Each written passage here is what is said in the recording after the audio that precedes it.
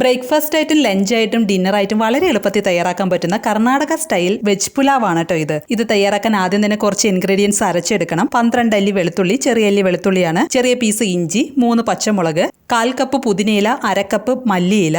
ഇതെല്ലാം മിക്സിഡ് ജാറിലേക്ക് ഇട്ട് കുറച്ച് വെള്ളം കൂടി ഒഴിച്ച് നല്ല ഫൈനായിട്ട് അരച്ചെടുക്കണം. ഇനി ഒരു കുക്കർ ചൂടാക്കി 1 ടേബിൾ സ്പൂൺ ഓയിലും 1 ടേബിൾ സ്പൂൺ നെയ്യും കൂടി ഒഴിച്ചതിന് ശേഷം ഒരു ബേ ലീഫ്, 3 ഏലക്കായ, ചെറിയ പീസ് പട്ട, ഒരു തക്കോലം, 4 ഗ്രാമ്പൂ ഇതെല്ലാം കുക്കറിലേക്ക് ഇട്ട് കൊടുക്കാം. അടുത്തതായി മീഡിയം സൈസിലുള്ള ഒരു സവാള കനം കുറച്ചരിഞ്ഞത് കുക്കറിലേക്ക് ഇട്ട് കൊടുക്കാം. സവാള വഴണ്ട് വരുമ്പോൾ നേരത്തെ അരച്ചു വെച്ച ഇഞ്ചി വെളുത്തുള്ളി ഇലകളുടെയൊക്കെ അരപ്പ് കുക്കറിലേക്ക് ഇട്ട് ഇളക്കി വെളുത്തുള്ളിയുടെയൊക്കെ പച്ചമണം മാറി എണ്ണ തെളിഞ്ഞു വരുമ്പോൾ ഇതിലേക്ക് വേണ്ട വെജിറ്റബിൾസ് ചേർത്ത് കൊടുക്കാം. 10 ബീൻസ് അരിഞ്ഞത്, ഒരു ചെറിയ ക്യാരറ്റ് അരിഞ്ഞത്, പകുതി വേവിച്ച ഗ്രീൻ പീസ്, നിങ്ങൾക്ക് ഇഷ്ടമുള്ള വെജിറ്റബിൾസ് ചേർത്ത് കൊടുക്കാം. ഇനി വെള്ളം ഒഴിച്ചു കൊടുക്കാം. 2.25 കപ്പ് വെള്ളം ഒഴിച്ചു കൊടുക്കുന്നുണ്ട്. 1 കപ്പ് അരിക്ക് 1.5 കപ്പ് വെള്ളം, ഇതാണ് കണക്ക്. പാകത്തിന് ഉപ്പ് കൂടി ചേർത്ത് വെള്ളം നന്നായി തിളച്ചു വരുമ്പോൾ അരി ഇട്ട് കൊടുക്കാം. 1.5 കപ്പ് ബസ്മതി അരി 30 മിനിറ്റ് വെള്ളത്തിൽ കുതിർത്തതാണ്.